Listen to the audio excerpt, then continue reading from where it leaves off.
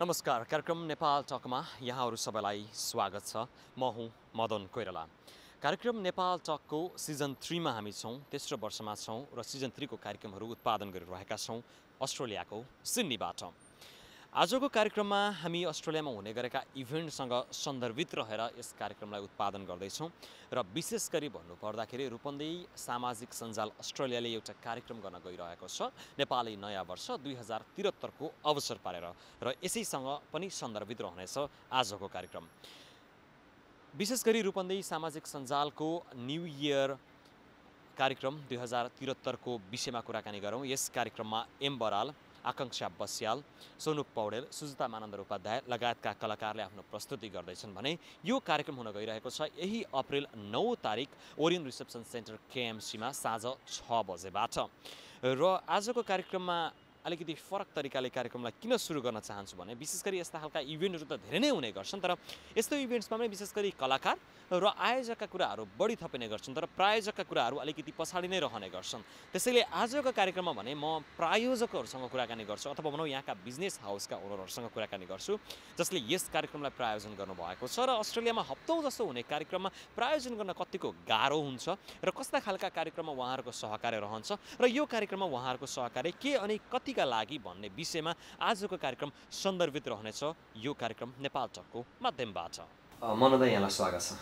हजुर धन्यवाद मनोजी। विशेष गरी यो जुन न्यू इयर म्युजिकल नाइट हुँदैछ यो कार्यक्रमको बारेमा चाहिँ के प्रकाश पार्दैन, तपाईँलाई कतिको थाहा छ के छ प्रकाश पार्दैन कार्यक्रमको बारेमा? हजुर रूपन्देही समाजले विशेष गरी आफ्नो स्थापनापछि पहिलो ठुलो पब्लिक प्रोग्राम आयोजना गर्न लाग्यो।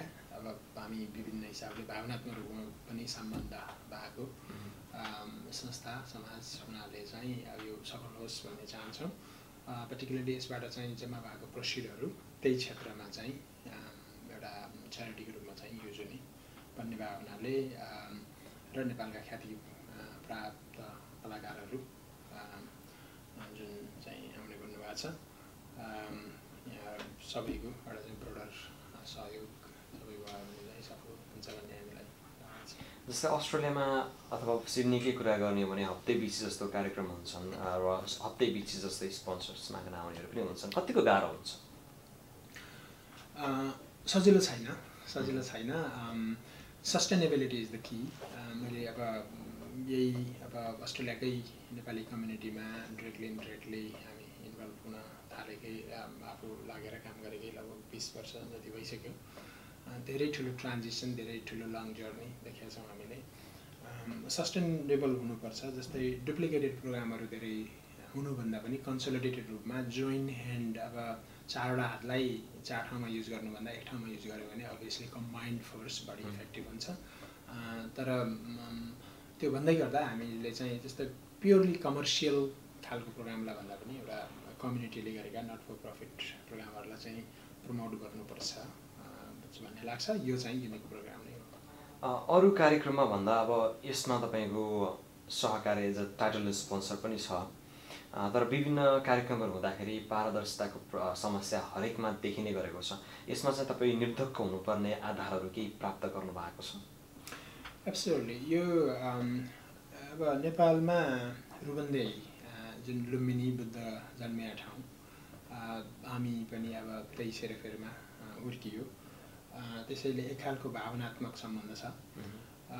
अर्को कुरो यसमा लाग्ने जुन साथीहरू जुनमा पनि चिज आफैमा कुनै पनि चिज आफैमा सही या गलत भन्ने भन्दा पनि त्यसलाई कसले ड्राइभ गरिरहेछ, कसले चाहिँ लिड गरिरहेछ पनि अलवेज इम्पोर्टेन्ट हुन्छ। अहिले लिडरसिपमा भएका साथीहरू पनि अब प्रायः हामीले लामो समयदेखि कम्युनिटीमा चाहिँ लागिरहनु भएको, उहाँहरू गरिरहनु भएको, आफ्नो व्यक्तिगत जीवन व्यावसायिक जीवनमा पनि सफल हुनुभएको। जस्तै अहिलेको अध्यक्ष राज खनालजी हुनुहुन्छ होइन, उहाँ चाहिँ is a long term friend is well and very successful entrepreneur लगायत लिडरसिपमा आउने साथीहरू अन्य पनि हुनुभएको हुनाले उहाँहरूलाई आफ्नो व्यक्तिगत फाइदा यताउताको लागि यस्तो यो सोसल चिजमा लाग्नुपर्ने आवश्यकता नै नभएको मान्छेहरू हो होइन। अब हामी सबैले जुन समाजमा भएका सबै साथीहरूले तपाईँलाई लाग्दा हुन्छ राम्रो चिज हो यो, एउटा चाहिँ आफूले गेनिङ एउटा पार्ट हो, पर्सनल लाइफमा आफू सफल हुने एउटा पार्ट हो, त्यसको सोसल पार्टो भएन भने त्यो ब्यालेन्सिङ देखिँदैन भनेर चाहिँ इन्करेज गरेका साथीहरू हुनुहुनाले उहाँहरूबाट चाहिँ पारदर्शितामा हामीलाई पनि शङ्का छैन।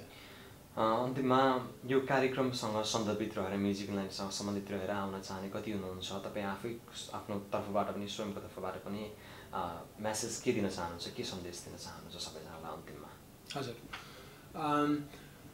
यस्तो प्रोग्रामहरू आयोजना गर्नलाई निकै ठुलो मेहनत पर्दा पछाडि निकै ठुलो मेहनत, निकै धेरैजना स्वयंसेवक, भोलिन्टियर, कम्युनिटी लिडरहरूको सबैको चाहिँ मेहनत परेको हुन्छ।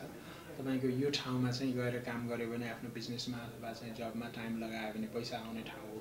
टाइम भनेकै यहाँ एक हिसाबले पैसासित मात्रै कम्पेयर गर्ने हो भने यस्तो ठाउँमा आयोजना गरिएका प्रोग्रामहरूमा विशुद्ध एउटा चाहिँ सामाजिक भावनाले गरिएका प्रोग्रामहरूमा चाहिँ हामीले एटलिस्ट चाहिँ आफू आउन सक्दा आइदिने, सहयोग गरिदिने सानो प्रेजेन्स, त्यसले गर्दाखेरि आयोजना गर्नेहरूको मनोबल बढ्छ। आखिर सानो ठुलो जे जस्तो प्रोसिडरहरू त्यसबाट जम्मा हुन्छ, नेपालमै नेपालीहरूलाई नै हेल्प हुने हो।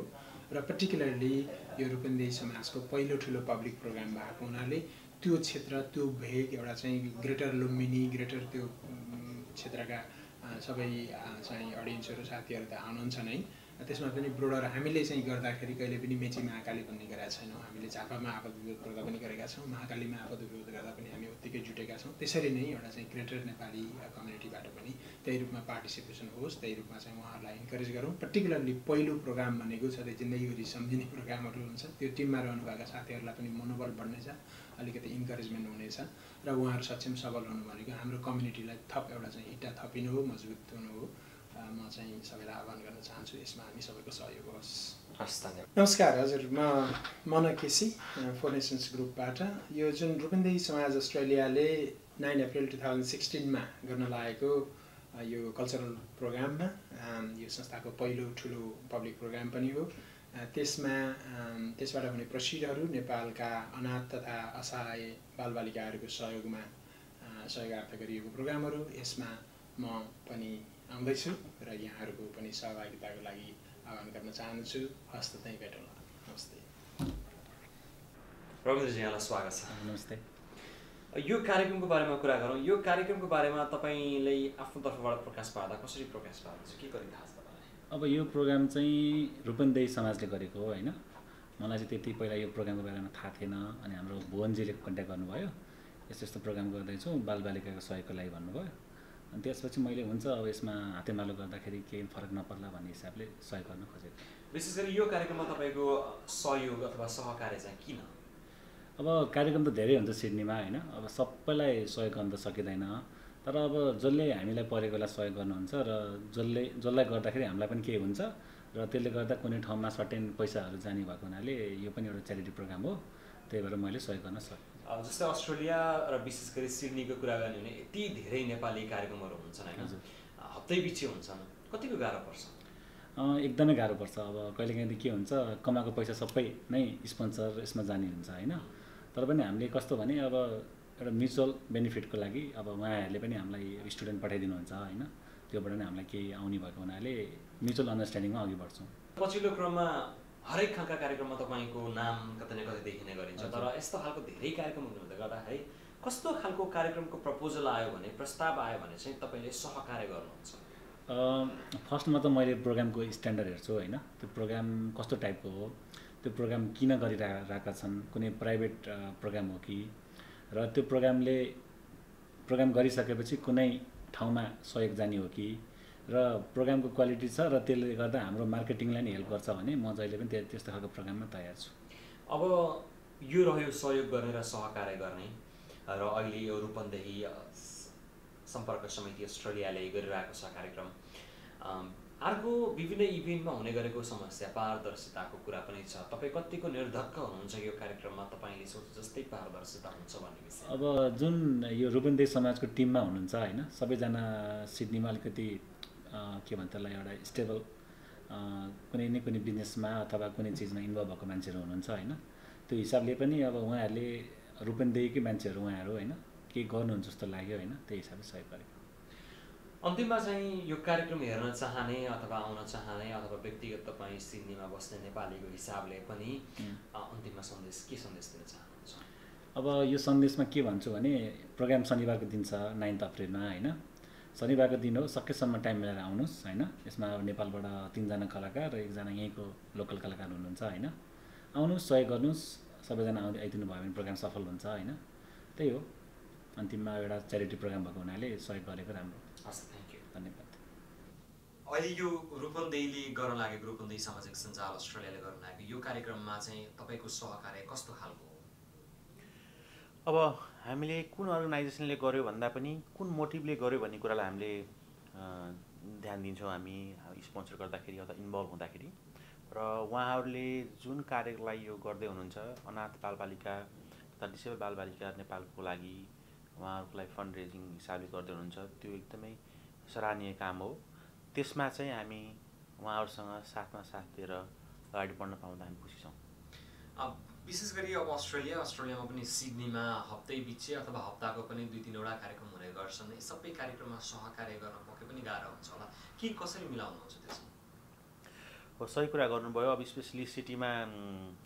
अफिस हुँदाखेरि त्यो मर्का भनौँ अथवा त्यो खुसी चाहिँ हामीलाई हुन्छ नि जहिले पनि तर पनि अब हामीले पनि कुनै पनि इभेन्टमा पार्टिसिपेट हुँदाखेरि एउटा कमर्सियल बेनिफिट पनि हेर्छौँ कुनै इभेन्टहरू त्यस्तो हुन्छ भने कुनै चाहिँ हामीले एउटा सोसियल प्लेयर भएको हुनाले यही सोसाइटीबाट नै हामीले आफ्नो लिभिङ बनाउने हुनाले यो सोसाइटीलाई पनि केही दिनुपर्छ सोसाइटीमा पनि केही कन्ट्रिब्युट गर्नुपर्छ र यही सोसाइटीलाई हामीले स्ट्रङ बनाएर नै हामीले पनि लिभिङ बनाउने हो भन्ने कुरामा चाहिँ हामीले पहिलेदेखि नै जोड गरिरहेको हुनाले विशेषतः अब हाम्रो टार्गेट मार्केटमा हुने तथा सोसियल एक्टिभिटीमा हुने प्रत्येक इभेन्टमा हामीले सकेसम्म भाग लिँदै आएका छौँ यो कार्यक्रममा आउन चाहनेहरूलाई अथवा भनौँ यो जुन म्युजिकल नाइट अथवा नयाँ वर्षको अवसरको कार्यक्रम छ यहाँ आउन चाहनेहरूलाई चाहिँ तपाईँको तर्फबाट के मेसेज दिन चाहनुहुन्छ तपाईँको सन्देश के रहन्छ अब यस्तो छ अब यो ग्रेट कजको लागि इभेन्ट हुँदैछ यसमा सबैजना हामी सबै एक्सपर्ट टिमबाट र हामी लगायतको सबै साथीहरू हामी आउँदैछौँ तपाईँहरू पनि आउनुहोस्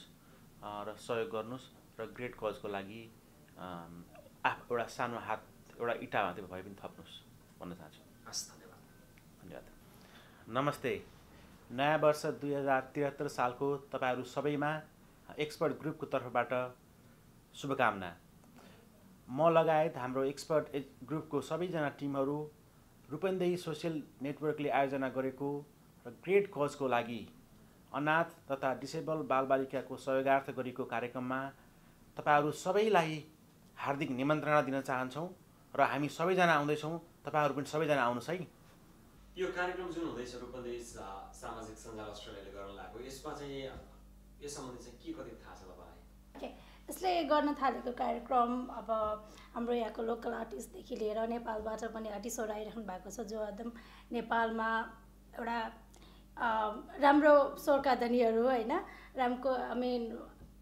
धेरै पुरानो सिङ्गरहरू पनि हुनुहुन्छ र एकदम राम्रो सिङ्गरहरू पनि हुनुहुन्छ उहाँहरू पनि आइराख्नु भएको छ र यो प्रोग्रामहरू एकदम अब फन्डको हिसाबले अब पर्सनलको हिसाबले नगरिकन एउटा बालबालिकाहरूको लागि गरेको भएर पनि यो प्रोग्राम एकदम राम्रो होला जस्तो मलाई लाग्छ होइन यो कार्यक्रममा चाहिँ तपाईँहरूको सहकारी किन के कति केसका लागि यो बालबालिकाहरूको लागि एउटा राम्रो काम गरिराख्नु भएको छ रूपन्देही समाजले त्यही कारणले गर्दाखेरि नै एउटा अब सबै ठाउँमा हाम्रो स्पोन्सरहरू गर्दै नै हेल्पहरू गर्दै नै गरिरहेको हुन्छ होइन अब राम्रो कार्यक्रमहरू जो राम्रो अब एउटा बालबालिकाहरूको लागि गरेको भएर पनि हामीलाई मनदेखि इच्छा लागेको भएर नि आफैले र है म सपोर्ट गर्छु यसको लागि भनेर हामीले आफैले नै भनेको भएर हामीले गरे हो यो प्रोग्राम एकदम गुड कजको लागि गर्न थालेको प्रोग्राम हो नेपालमा बालबालिकाहरूको लागि गर्न थालेको प्रोग्राम भएको भएर म लगायत हाम्रो ग्लोबल एजुकेसनको टिमहरू सबैजना जाँदैछु र प्लिज जसलाई थाहा छ यो प्रोग्राम हुँदैछ क्याम्पसीमा भनेर प्लिज सबैजना आइदिनु होला हेल्प गरिदिनु होला यो हाम्रो आफ्नो पर्सनलको लागि नभएर एउटा गुड कजको लागि भएको भएर सबैजनाको लागि मेरो एकदम हृदयदेखि नै आइदिनु होला भनेर सबैजनालाई म इन्भाइट गर्न चाहन्छु यसरी विदेशमा हुने कार्यक्रमहरूमा नेपाली समुदायको साथ सहयोग अनि सहभागिता रह्यो भने कार्यक्रम पक्कै पनि सफल हुन्छ तर नेपालीहरू जसले कार्यक्रमको आयोजना गर्छौँ हामीहरूले पनि हरेक हप्ता जस्तो भन्दा पनि विशेष गरी उत्कृष्ट खालका कार्यक्रमहरू उत्कृष्ट समयमा गर्न सक्यो भने सबैको साथ सहयोग अनि सहभागिता पनि रहन्छ यही उदाहरणका साथसाथै रूपन्देही सामाजिक सञ्जाल अस्ट्रेलियाले यही अप्रिल 9 तारिकमा कार्यक्रमको आयोजना गर्न गइरहेको छ new year musical night in association with 4 nation international र नयाँ वर्ष 2073 को अवसर पारेर यसले यो कार्यक्रमको आयोजना गर्न लागेको हो भने आदरणीय समस्त दर्शकबिन्दुहरूमा पनि हामी नेपालीहरूको महान नयाँ वर्ष 2073 को उपलक्ष्यमा सबैलाई सुख शान्ति समृद्धि तथा हार्दिक मङ्गलमय शुभकामना पनि व्यक्त गर्न चाहन्छौँ। नयाँ वर्षले नयाँ जोस नयाँ उमङ्ग लिएर आओस्, यो हाम्रो शुभकामना। साथसाथै अस्ट्रेलिया र विशेष गरी सिडनीमा बस्नुहुने समस्त नेपालीहरूलाई यही अप्रेल 9 तारिकमा हुन गइरहेको यो नयाँ वर्षको म्युजिकल नाइट 2073मा तपाईँ पनि उपस्थित हुनको लागि आग्रह गर्दछु। यो कार्यक्रम हुन गइरहेको छ द ओरियन रिसेप्सन केएमसीमा र यस कार्यक्रममा कलाकारहरूको रूपमा यम बराल, त्यसै गरी आकाङ्क्षा बस्याल, सोनु पौडेल र सुजिता मानन्द उपाध्याय लगायतका कलाकारहरूको उपस्थिति रहनेछ। यसका साथसाथै आजको हप्ताको कार्यक्रम नेपाल टक यहीँ टुङ्गाउन चाहन्छौँ। तपाईँलाई आजको कार्यक्रम कस्तो लाग्यो? तपाईँको सुझाव सल्लाह अनि प्रतिक्रियाको हामी आशावादी छौँ, जसले गर्दा कार्यक्रमलाई अझ परिष्कृत अनि परिमार्जित गर्दै अब आउने दिनहरूमा उत्कृष्टताको नमुना पनि प्रस्तुत गर्न हामी सफल हुनेछौँ, यो विश्वास अनि यो अपेक्षाका साथसाथै आजको कार्यक्रम नेपाल टकबाट प्रस्तुता म मदन कोइराला अनि समस्त नेपाल टक युनिटलाई पनि बिदा दिनुहोस्। तपाईँको समय शुभ रहोस्। हवस् त, नमस्कार।